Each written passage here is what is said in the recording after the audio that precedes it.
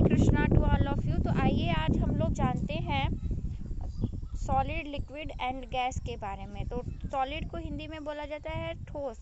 ठोस में क्या होता है कि इसके जो मॉलिक्यूल्स होते हैं, इनके जो अणु होते हैं, ये बहुत पास होते हैं। यानी कि जब बहुत पास होंगे तो इनमें क्या होता है, जो इनके इंटरमॉलिक्यूलर फोर्स होता है ये बहुत ज़्यादा होता है, जिसकी वजह से ये क्या होते हैं, कठोर होते हैं और इनका अणु भार भी बहुत ज़्यादा होता है, जिसकी वजह से इनका वजन भी बहुत ज़्यादा होता है। ठीक है, ये कठोर होते हैं, इनका वजन ज़्यादा होता है और इनके अणु पास होते हैं। ठीक है, जैसे ईंट हो गया, पत्थर हो गया और हमारा जो रबड़ होता है, ये सब किसके उदाहरण हैं, ठोस के उदाहरण हैं। ठीक है, अब है हमारा तरल।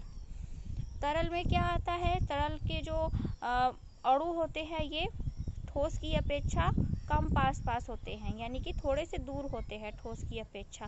और इनका जो इंटरमॉलिक्यूलर फोर्स होगा वो जाहिर सी बात है कि जो ठोस होगा उससे इनका इंटरमॉलिक्यूलर फोर्स कम होता है, जिसकी वजह से जो तरल होते हैं वो क्या होते हैं, फ्लो होते हैं, यानी कि बहते हैं। जैसे कि पानी हो गया, तेल हो गया और पेट्रोलियम हो गया, डीजल हो गया, ये सब क्या होते हैं, तरल में आते हैं। ठीक है, अब दिन उसके बाद है गैस।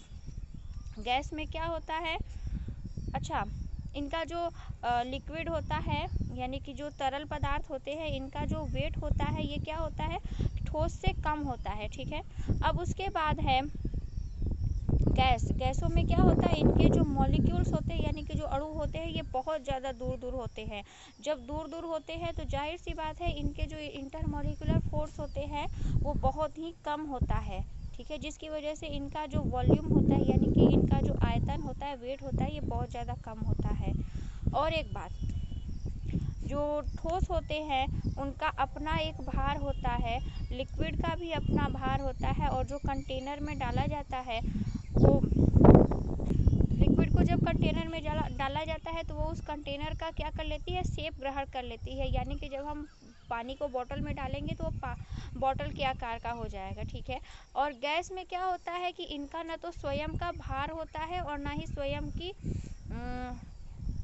का कोई शेप होता है। देखते हैं आप लोग, जो गैस सिलेंडर हमारे यहाँ आता है उसको जब उसमें जब गैस को फिलअप किया जाता है, जब भरा जाता है, तो वो क्या करता है, जो गैस का वेट होता है उसी के वेट को वो धारण कर लेता है। ठीक है, और उसी की शेप को वो अपना लेता है। ठीक है, तो ये रहा ठोस, तरल व गैस का वर्गीकरण। आपको ये कैसा लगा प्लीज़ मुझे कमेंट करके ज़रूर बताइएगा। Till than happy teaching and Hare Krishna.